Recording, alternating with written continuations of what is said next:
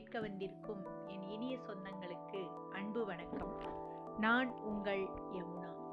நம்ம இன்னைக்கு விக்ரமாதித்த ராஜா பேசாமடந்தை கிட்ட இப்போ போய் பேச வைக்கிறது அந்த போட்டியில் உட்காந்துருக்காரு. முதல் கதையை பார்த்துட்டோம், பேச வச்சுட்டார் ஒரு வார்த்தை. இப்போ இரண்டாவது கதை போகும்போது இந்த வேதாளம் என்ன பண்ணுது, அவளுடைய மேலாடையில் இருக்கக்கூடிய ரவிகையில், அதாவது ப்ளவுஸில் போய் புகுந்தோன்னா ப்ளவுஸு கடன்னு ஆடுது. இவள் பயந்து போய் அதை கழட்டி போட்டோன்னே என்ன ஆகுது, அந்த ப்ளவுஸ் போய் தனியாக விழுந்துட்டு அது பேச ஆரம்பித்தோன்னே அதுவும் ஒரு கதை சொல்ல ஏற்கனவே சொன்னார் இல்லையா நம்ம விக்ரமாதித்த ராஜா, அந்த ப்ளவுஸ்கிட்ட கதை சொல்லுன்னு சொன்னோன்னே அந்த ப்ளவுஸு இப்போ கதை சொல்ல ஆரம்பிக்குது. என்ன கதை அப்படின்னு கேட்டிங்கன்னா, ரங்கநாதபுரம் அப்படின்னு ஒரு ஊர். அந்த நகரத்தை ஒரு ராஜா ஆண்டு வந்துட்டு இருக்கான். அவன் பேர் வீரவர்மன் அப்படின்னு பேர். அவனுக்கு ஒரு பெண், அவள் பேர் மோகனாங்கின்றவ பேருக்கு ஏற்ற மாதிரி ரொம்ப அழகாக இருப்பா, ரொம்ப நல்ல பெண்ணும் கூட. அந்த பெண் அவன் ராஜாவுக்கு ஒரு மந்திரி இருந்தான், சமரவர்மன் அப்படின்னு ஒரு மந்திரி இருந்தான். அவனுக்கு ஒரு பையன் மதிவல்லபன் அப்படின்னு ஒரு பையன் இருந்தான். இப்போ இந்த ரெண்டு பேரும் ரெண்டு பேரும் ஒரே கொஞ்சம் முன்ன பின்ன, ஆனால் ஒரே சிறு வயதுலேருந்தே ஒருத்தர் பழகி வந்ததுனால இருவருக்குமே மனதுக்குள்ளே இவங்க ரெண்டு பேரும் திருமணம் செய்து கொள்ளணும் ஆசை. ஆனால் இந்த ராஜா மந்திரி அந்த ஒரு இதில் நம்மளெல்லாம் ஒத்துக்க மாட்டாங்கன்னு மந்திரி பையன் பயப்படுறான். இப்படி இருக்கும் பொழுது ஒரு நாள் இவ பெரியவங்களாயிடுறாங்க. அப்போ இந்த மோகனாங்கி சொல்கிறா, இல்லை நம்ம ரெண்டு பேரும் இங்கேருந்து திருமணம் செய்து கொண்டா மாட்டிக்குவோம், நீ வா நம்ம ரெண்டு பேரும் வெளியூர் போயிடலான்னு சொல்லிட்டு வெளியூர் போயிட்டா. போய் காந்தர்வ விவாகம் அப்படின்னு சொல்லுவாங்கள்ல, அதை கல்யாணம் பண்ணிக்கிறாங்க. செஞ்சிட்டு இருக்கும் பொழுது அவள் ப்ரெக்னென்ட் இந்த குழந்தை நிறை மாதம் வருது.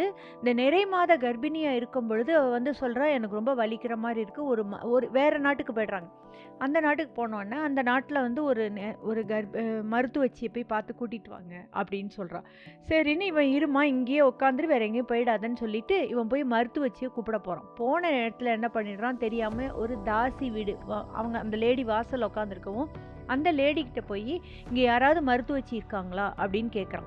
கேட்டுட்டு இருக்கும்போது இந்த இப்போ மந்திரிக்குமாரனுடைய அழகில் மயங்கினவ அவள் என்ன பண்ணிடுறா, அந்த காலத்துலலாம் மந்திரங்கள்லாம் நிறைய தெரியும் இல்லையா, அதை வச்சு இவன் என்ன பண்ணிடுறா, இவனை மதிமயக்கி இவனுக்கு சுயநினைவு இல்லாத மாதிரி பண்ணிட்டு அவனை எருமை மாடாக மாற்றிடுறா, எருமை கண்ணுக்குட்டியாக மாற்றிட்டு என்ன பண்ணிடுறா, எப்பெல்லாம் அவளுக்கு அவனோட இருக்குன்னு தோணுதோ அந்த மாதிரி அப்போ அவனை சுயரூபமாக மனிதனாக மாற்றிடுறான். மற்ற நேரம்லாம் அவனை எருமையாகவே மாற்றிடுறான்.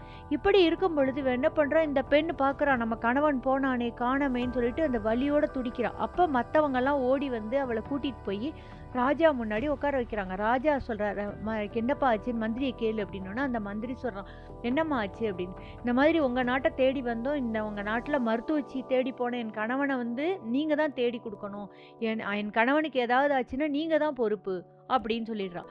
சொன்னோன்னா அந்த மந்திரி இதை ரொம்ப அவமானமாக நினச்சி ஊர் உலகம் எல்லா இடமும் தேடுறாங்க, காணவே. அவன் தான் எருமை மாடாக மாறிட்டானே, அதனால் அவனை கண்டுபிடிக்கவே முடியல அவரால்.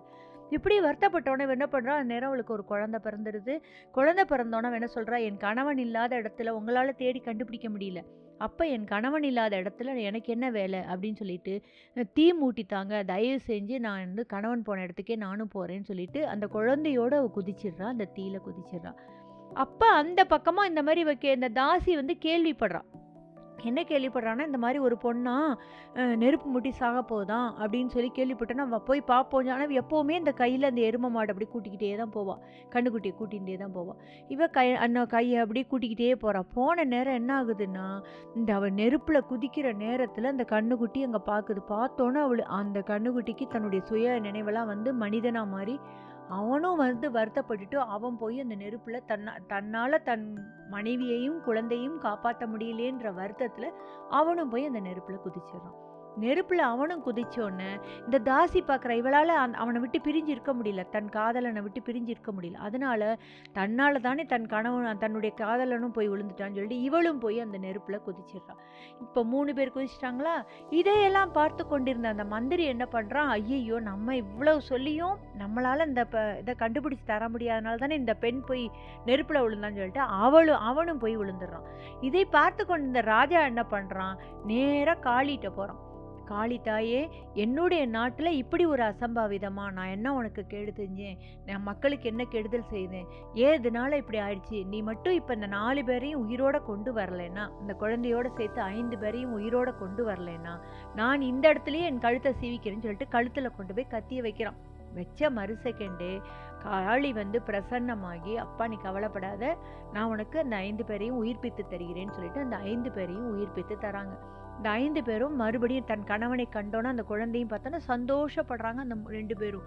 அப்போ இந்த ராஜா சொல்கிறான், நீ நல்ல அறிவில் சிறந்தவனாக இருக்க, நீ மந்திரி குமாரனாகவும் இருக்க, அதனால எங்கள் நாட்டிலேயே நீ மந்திரியாயிரு அப்படின்னு சொல்லி ராஜா சொல்லிடுறாரு. இந்த தாசி என்ன பண்ணுறா, நம்மளால் ஒரு குடும்பத்தை பிரிக்க நினைச்சோமேன்னு சொல்லிட்டு கடவுளுக்கு அடியவராக போய் கோவிலில் தொண்டு செய்ய போயிடுறான்.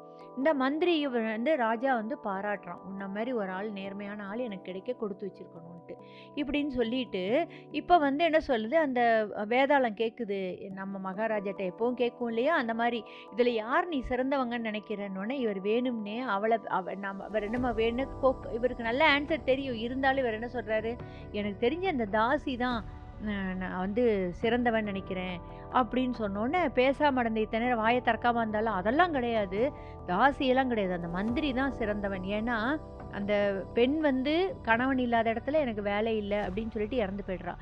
இந்த மந்திரி குமாரன் என்ன பண்ணிடுறான், தன்னுடைய பெண்ணாட்டு மனைவி அங்கே தீயில விழுகிறா அப்படின்னு தெரிஞ்சோடனே அவனுக்கு மனசு கேட்காம, அது பாசம், அதனால அவனையும் நம்ம சிறந்தவன் சொல்ல முடியாது. 3வதா தாசி தன்னுடைய காதலன் இறந்து போகிறான், அதனால் அவளையும் ஒன்று சொல்ல முடியாது. ஆனால் இந்த 3 பேருக்கும் சம்பந்தம் இல்லாத மந்திரி தன்னால் இந்த ஒரு பெண்ணுக்கு கண்டுபிடிச்சி தர முடியலையே, நியாயம் வழங்க முடியலையேன்ற வருத்தத்தில் விழுந்தான் பாருங்க, அவன் தான் சிறந்தவன் அப்படின்னு சொன்னோன்னே இந்த மகாராஜா சொல்கிறார் உடனே, அப்பா வேதாளமே உனக்கு மிக்க நன்றி, பேசாத மடந்தையாக இருக்கக்கூடிய என்னுடைய பெண் இந்த பெண் 2வது வார்த்தையும் பேசிவிட்டாள், அதற்காக உனக்கு அநேக நன்றிகளை தெரிவிச்சுக்கிறேன் அப்படின்னு சொன்னோன்னே டக்குன்னு வாய முடிக்கிறா பேசாமடந்தி. ஆஹா, மடத்தனம் பண்ணிட்டோமே, 2வது வார்த்தையும் அம்மா சொல்ல கேட்காம நம்ம 2 வார்த்தை பேசிட்டோமே, இன்னும் ஒரு வார்த்தை தான் பாக்கி இருக்கு, பேசினோம்னா மாட்டிக்குவோமேன்ட்டு வாய் அப்படியே அமைதியாயிடுறா.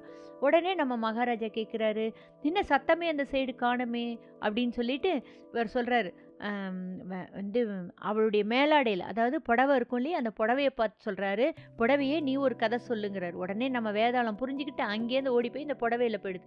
உடனே இவன் என்ன சொல்கிறா, இந்த புடவை கதை சொல்லுதா அப்படின்னு கேட்குறா. ஆமாங்க, புடவை கதை சொல்லிச்சு, அது என்ன கதைன்னு, ரொம்ப பிரபலமான கதை, நிறைய திரைப்படங்கள்லாம் நம்ம பார்த்துருக்கோம், ஆக்டர் சுருளிராஜன்லாம் நடிச்சிருக்காரு அந்த மாதிரி கதையிலலாம். ஸோ அந்த கதை என்னன்றதை நம்ம அடுத்த எபிசோடில் பார்க்கலாம். இனிய கதைகளை படிப்போம், வாசிக்கும் திறனை வளர்ப்போம். என்றும் உங்களுடன் யமுனா.